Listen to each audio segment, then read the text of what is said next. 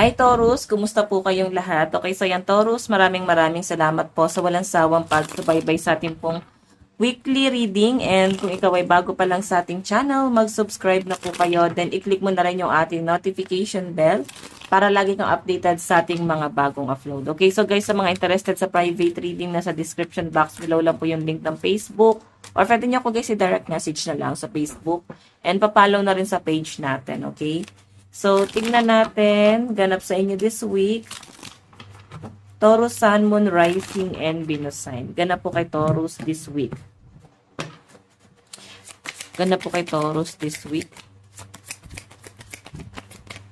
Ooh. Need. Ano yung kailangan mo? Pahinga? Sobra yung pagod, stress, pero no choice, no? Nakikita ko sa mga Taurus na kailangan yung lumaban, kailangan yung bumangon, kasi maraming umaasa, marami kayong kino-consider, marami kayong inaasikaso. Yan yung nakikita ko sa mga Taurus, no? So, ngayon parang kailangan yung magdoble kayod, kasi parang double time yung ginagawa nyo sa araw-araw, kahit na parang ikaw yung mas nangangailangan ng pahinga dito eh. Okay, need yung lumalabas dito. Kumbaga meron kang dinedemand, parang kahit time, kahit pahinga na lang. Kasi parang hindi mo kaya, ang dami yung inaasikaso. Parang busy ka ngayong week na to. As in, parang pagod, kulang ka sa tulog. Okay, lalo na sa mga nanay dito na nasa bahay, nag-aalaga ng anak. Nakikita ko sa mga Taurus yung pagod. Okay, so by the way, check pa natin.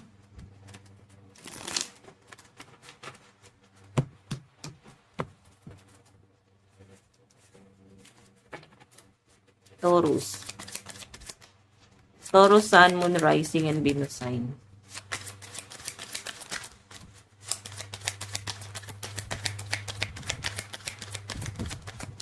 Oops.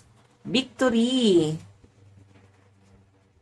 Ayan. So, possible na ibibigay ni universe kung ano man yung demand mo or hinihiling mo dito. Pahinga, reward. Kasi may reward ka eh. Ayan o. 8 of Gems. Stability po si 8 of Gems, no? 8 of Pentacles. Kumbaga, kung sa trabaho to guys, pwede masusuklian na. Okay? Kung yung iba naman sa inyo guys, nag-a-apply ka ng trabaho, possible na makukuha mo siya this week. Or pwede magkakaroon na siya Taurus ng resulta ngayong week na to. And ayan, meron ako nakikitang good news na paparating sa inyo this week. Okay, check pa natin. Okay, so tignan pa natin guys. Kumbaga parang ibabalik mo yung nawala sa inyo or nawalang gastos. Sumobra ka sa gastos. Okay, napagastos ka ng matindi-tindi nitong mga nakaraang buwan, weeks. So, parang yun siguro yung babawiin ng mga Taurus dito na maibalik yung savings, no? Tignan pa natin.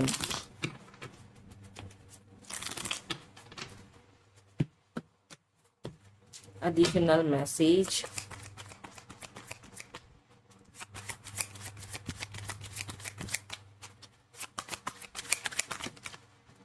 Meron tayong The Chariot. Ang bilis nito, guys. Ang bilis matutuganan ng universe yung hiling mo, no?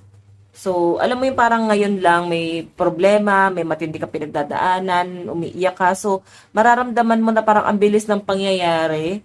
Kumbaga, i-enjoy mo muna tong moment na to kasi mabilis mo lang siyang malalampasan. Taurus, no?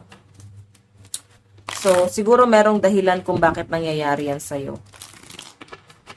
Check pa natin. Additional message.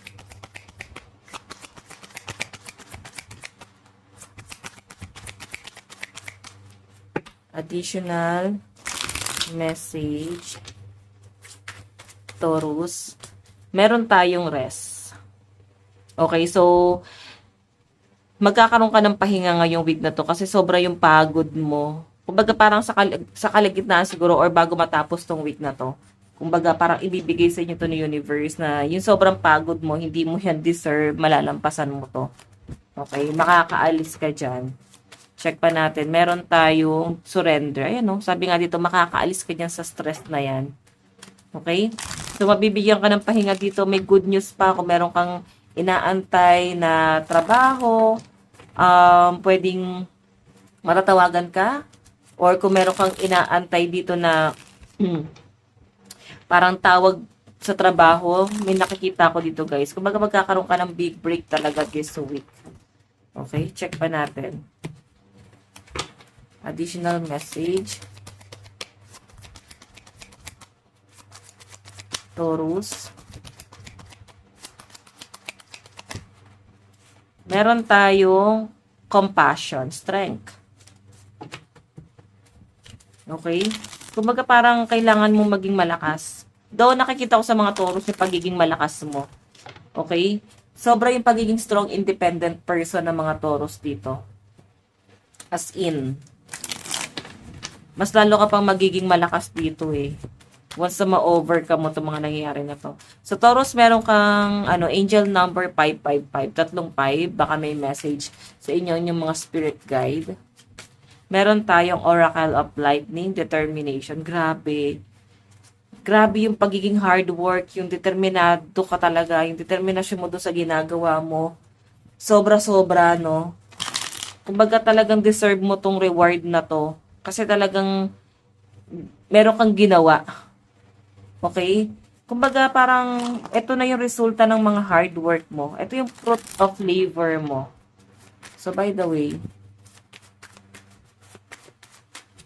meron tayong, wow, ang dami mong burden, oh. Ang dami nag-e-expect. Alam mo yung parang ang daming taong lumalapit sa inyo. Ang daming taong umaasa sa inyo. Hindi po, ikaw itong may pinagdadaanan eh. Ikaw itong may burden ngayon eh. Ikaw itong may kailangan i-overcome eh. Pero may mga taong, alam mo yon, may mga tao dito na lumalapit talaga. Kumbaga sila pa itong may matinding problema, layuan mo yon kasi negative yan eh. Okay, makukuha mo yung negativity nila, lalo na kung empath ang mga Taurus. So, partnership, focus ka na lang muna doon sa mga taong mas nakakatulong, especially sa partner mo. Sila muna yung parang mas pagtuunan mo ng pansin, or sila muna yung mas i-consider mo, i-prioritize mo. Hindi na muna yung ibang tao na wala naman silang kinalaman sa buhay niyo. Meron tayong inspiration, Ace of Lightning. Okay, tignan pa natin. So, by the way guys, lucky number mo yan, 5, 6, 7, 4, 12, 8, 10, 2. Advice. Meron tayong discovering truth. You stand in the light of truth. Diba? So guys, this week na to, madidiscover mo yung taong may sinasabing hindi maganda sa inyo. So, isa yun siguro sa victory dito. Though nakakalungkot, ito yung burden, di ba? May mga negative na tao na lumalapit sa inyo na kailangan nyo guys let go. Malalaman nyo guys yung agenda nila sa inyo. And kung makikita mo, ayan no, papunta sila doon, pero ikaw ay lilihis na sa landas na to. Hindi na kasi sila guys makakabuti. Hindi na sila makakatulong talaga sa inyo. So, kailangan nyo na sila guys let go. So, by the way, Taurus, ito lang po ang inyong reading. Maraming salamat po. God bless and love you all. Bye-bye!